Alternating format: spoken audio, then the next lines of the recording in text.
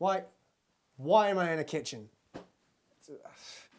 I'm meant to be teaching how to make a horror film, not how to make fucking lentil soup. Why am I... A comedy bit? Is it really? Oh, you're funny. Yeah. Okay. Hello, and welcome to How to Make a Horror.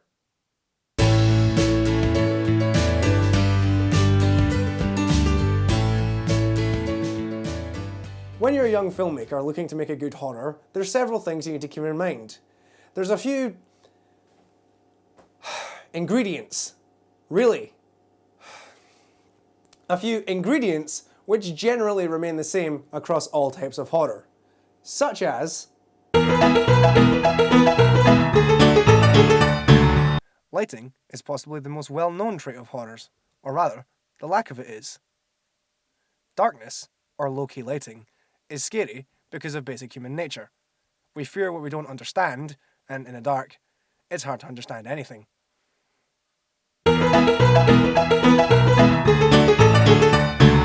Horrors are easily recognizable by their use of props. Often it's some sort of murder weapon like a gun or a knife. Other times it's a scary mask.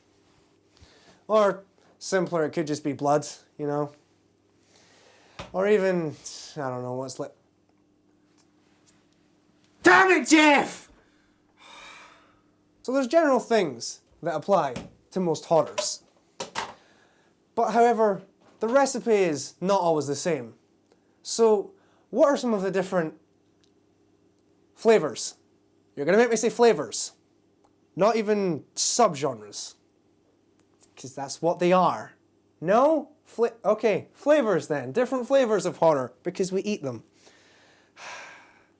So what are some of the different flavors to choose from when making your horror film? One of the classics is supernatural. Generally this involves some sort of spiritual haunting where the person will become possessed or inanimate objects will fly around the house. The reason this is so scary is because the person feels out of control of their own life and merely existing at the whim of some otherworldly being. Home invasion is another good subgenre. I'm saying subgenre. It's another good subgenre because it's a very rational fear to have. Your home's meant to be a safe haven where you can lock out the outside world. So when some force comes barging in, it's more than reasonable to be afraid of it. No, I'm not. I don't want it. Whatever it is, I don't want it. I'm not having a gore prop. Knowing you, you sick fuck, it's probably a decapitated pig's head or some shit. So gore is simple. It's scary because it reminds people of their own mortality. And, you know, people don't like to be reminded that they could die at any given moment. It's pretty simple. Okay, now that you've decided what type of horror you want to make and how you're going to cook it, damn it, I'm saying these in puns now because of you. Writing them into the script. Fine, whatever. Now you need to consider casting. The hero needs to be someone relatable, but also have an element of vulnerability to them. So generally filmmakers like to cast young, attractive teenage girls. This means there's relatability for women, eye candy for men, and physical weakness that a villain can exploit. Really, Jeff? I mean, who wrote this? Yeah, I know it's true, but like, it's a bit sexist, isn't it? Right, now that we've got our something sweet. Really? Something sweet? That is so sick. I'm not saying it for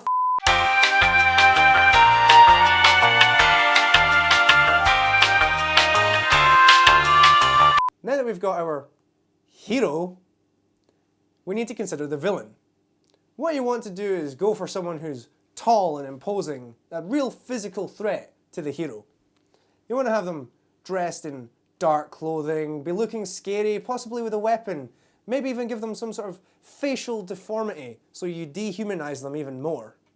This way, instead of you looking at them and going, ah, they are a complex human being with issues of their own, you go, fuck no!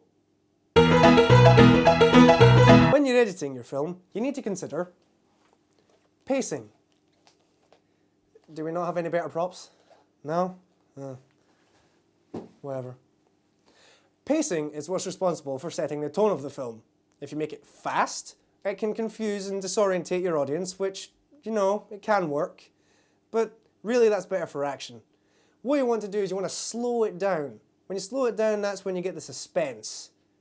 Although bear in mind, don't make it too slow because then your audience gets bored. Music is the thing which should make or break your film. If you get it right, nobody should take notice. But if you get it wrong, nobody's going to notice anything else.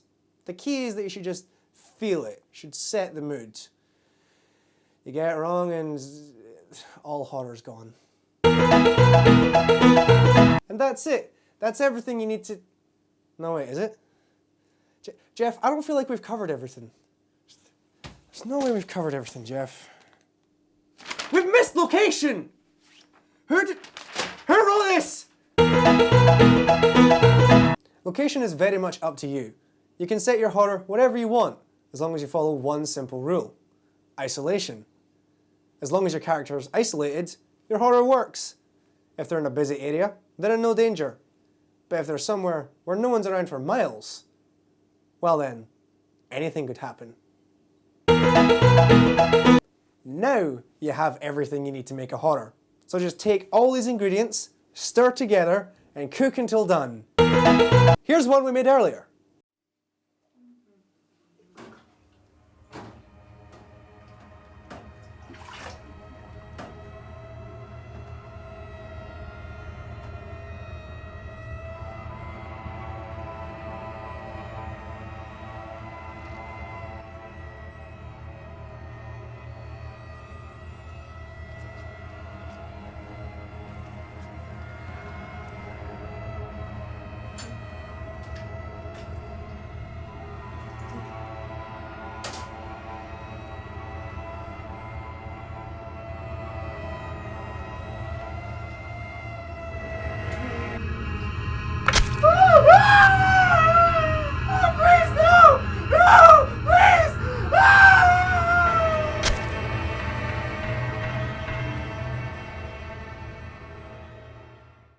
And there you have it, one successful horror. And if all else fails, just give some kids a handheld camera and get them to run through the woods screaming.